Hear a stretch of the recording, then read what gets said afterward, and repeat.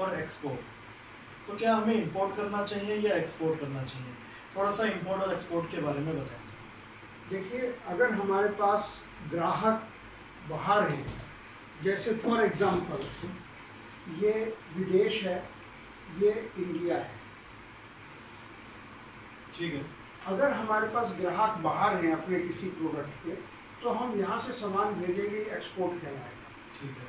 और अगर हमारे पास कोई सामान ऐसा है जिसको हमें यहाँ बेचना है, तो उसका सामान इधर आएगा और वो इंपोर्ट कहलाएगा। आज हम इंपोर्ट ले लेते हैं क्योंकि बाहर का ग्राहक ढूंढना एक अलग तरह का काम है, वो हम किसी और समय पे बताएंगे। ठीक है, तो आज हम बात करेंगे सर इंपोर्ट के बारे में। हाँ, तो आप थोड़ा सा हमें गाइड करें सर, इंपोर्ट हम कैसे कर सकते हैं।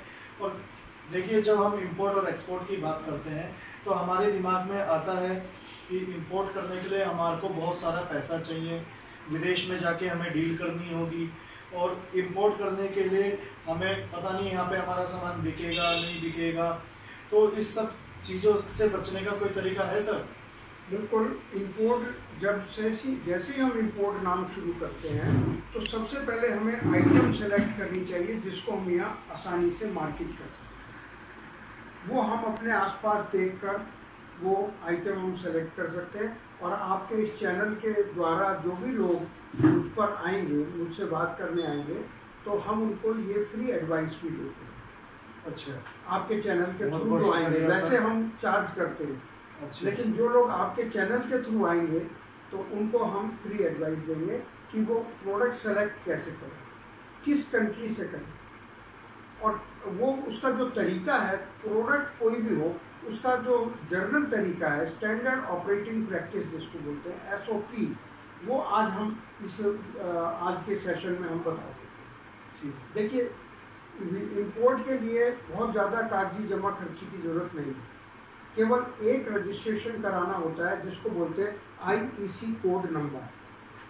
वो इस तरह से होता है, एक पेज होता है सिर्फ, वो certificate of import and export, ये office of zonal director general of foreign trade, ministry of commerce and industry, ये इशू करते हैं। तो ये बहुत आसानी से ऑनलाइन मिल जाता है। ओके। इसमें कुछ नहीं, एक bank account, current bank account और आपकी कंपनी का नाम होना चाहिए। इसके बाद आप एलिजिबल हो जाते हैं इंपोर्ट करने। सर, ये तो देखिए, जैसे आप डिटेल में जा रहे हैं, हम अभी थोड़ा सा आपसे जानना चाह रहे हैं, बेसिक्स हमें ये पता करना चाह रहे हैं।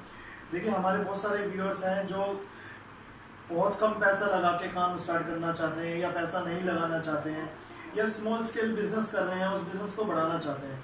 तो क्या ये पॉसिबल है कि कम पैसा लगा के इंपोर्ट बिजनेस हो सकता है? बिल्कुल हो सकता है, लेकिन बिजनेस में, इंपोर्ट बिजनेस हो या लोकल बिजनेस हो, दो चीज़ों की आवश्यकता पड़ती है, एक नॉलेज और एक रिसोर्सेज। तो अगर आपके पास नॉलेज है तो रिसोर्सेज आपको बहुत जगह से मिल जाते हैं। बैंक है, आपके रिश्तेदार, दोस्त, और कई बार ऐसा होता है 10 लोग मिलकर काम कर सकते हैं। मान लिया 1 करोड़ रुपए की ज़रूरत है, 10-10 लाख रुपया सबके पास है, तो वो मिलाकर भी काम कर सकते हैं। ये एक स्टैंडर्ड प्रैक्टिस है। तो लेकिन आपको नॉलेज होनी चाहिए कि हमें कौन सी चीज़ कहाँ से मंगानी है, कहाँ बेचनी है, और उसमें क्या सावधानियाँ लेनी है। तो सर, क्या जैसे आप इस बिज़नेस को करते आ रहे हैं काफ़ी टाइम से, और हमारे जो YouTube दर्शक हैं, और वो अगर इस बिज़नेस को करना चाहें, तो और हमारे चैनल के माध्यम से वो आपसे कांटेक्ट करना चाहें, आपसे सलाह लेना चाहें, तो क्या आप उनको सलाह दे पाएंगे सर? बिल्कुल शुभम जी, आप इतना बड़ा देश के लिए काम कर रहे हैं, तो हम भी अपना सहयोग पूरा देंगे। जो लोग भी आपके माध्यम से हमारे पास आएंगे, हम उनको पूरी बात बताएंगे, कहाँ से कौन सा प्रोडक्ट करना है, किस कंट्री से करना है, और सावधानियाँ क्या लेनी है। और उसके लिए बड़ा सिंपल है, प्रोडक्ट सिलेक्शन के बाद काम कैसे होता है, क्योंकि विदेशों में से जब आपको माल लेना है, बिना पैसा दिए वो माल आपको भेजेंगे नहीं, और नया आदमी है तो उसको माल कैसे, आप पैसा कैसे भेज देंगे। तो इसके लिए भी हमारे जो फॉरेन ऑफिसेज हैं वो हेल्प करते हैं, वो सेलेक्ट करने में कि वहाँ की पार्टी सही है कि नहीं है। तो आपने एक बार जब सेलेक्ट कर लिया, और वहाँ से हो सकता है कि आपको बाहर जाना पड़े, उसमें भी हम कैसे वीज़ा मिलना है, कैसे क्या करना है, ये सब हम बताते हैं। तो लेने के बाद वहाँ से जब आपने सोच लिया कि हमें किस कंट्री से लेना है, मान लिया आपको चाइना से कोई चीज़ इम्पोर्ट करनी है या दुबई से करनी है, तो ये डिफरेंट लोग हैं जिनसे आपको बातचीत करनी है। इनसे आपने अलग अलग भाव किए, बातचीत जिससे भी हो गई, तो ये माल पहले आता है सी पोर्ट पर, यहाँ से ये कंटेनर्स रखे जाते हैं, यहाँ से ये माल लोड होता है शिप के अंदर, शिप आता है कांडला, मुंद्रा, मुंबई, कहीं भी आता है। बहुत सारे पोर्ट हैं इंडिया के, करीब 42 पोर्ट है इंडिया में, वो कहीं भी आ सकता है। और वहाँ से हम, क्योंकि हम दिल्ली में बैठे हैं, मैं आपको यहाँ का एग्जांपल बताता हूँ। मान लिया वो प्रोडक्ट दिल्ली में ना बिक के लुधियाना में, मंडी गोविंदगढ़ में बिकता है, जहाँ फैक्ट्रीज हैं। फॉर एग्जांपल मेटल स्क्रैप है, उसका बहुत अच्छा मार्केट लुधियाना में है, तो वो माल पहले आएगा, मुंबई आएगा या मुंद्रा आएगा या कांडला आएगा, यहाँ से ट्रेन से वो माल यहाँ पहुँच जाएगा और लुधियाना में जो कस्टम हाउस ऑफिस है उसको छोड़ देगा, इसको ड्राई पोर्ट बोलते हैं।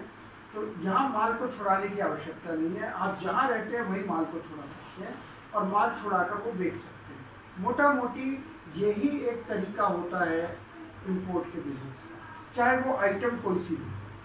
तो सर जैसे कि आपने बताया, आप हमारे व्यूअर्स के लिए हेल्प करेंगे, उनको गाइड करेंगे, उनको समझाएंगे। तो सर गुप्ता जी, मैं आपसे एक चीज़ और जानना चाहूँगा, आप जैसे इस तरह बिजनेस में लोगों की हेल्प करते हैं, तो आप इसके लिए चार्ज भी करते हैं? बिल्कुल करते हैं। तो सर हमारे व्यूअर्स को भी आप ये चार्जेस पे करने होंगे?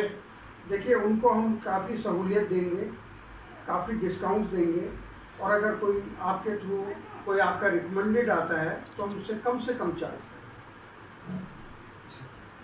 ठीक है सर, तो आज आपका बहुत सारा समय देने के लिए धन्यवाद सर। और सर आपसे हम इसी तरह के, अभी आपने बताया कि आप दिल्ली में ही हैं, उस टाइम जब भी जाना होता है तो हफ्ते 10 दिन, 15 दिन, 1 महीने के लिए जाना होता है, फिर मैं इंडिया ही आ जाता हूँ। ओके सर, तो इस बारे में और आपके माध्यम से जो आपके नंबर है, आपको मेरा पता रहता ही है कि मैं कौन से कंट्री में हूँ, तो ये बात आसानी से हम उनको बता सकते हैं। ठीक है सर, तो हम अपना नंबर जो है लोगों में दे देते हैं, और जैसे भी जो भी लोग आपसे मिलना चाहें तो हमारे थ्रू वो आपसे मिल सकते हैं। बिल्कुल, उनका स्वागत है, हम उनका पूरा ध्यान करेंगे। ओके सर, बहुत बहुत धन्यवाद सर, आपसे मिलकर बहुत अच्छा लगा सर।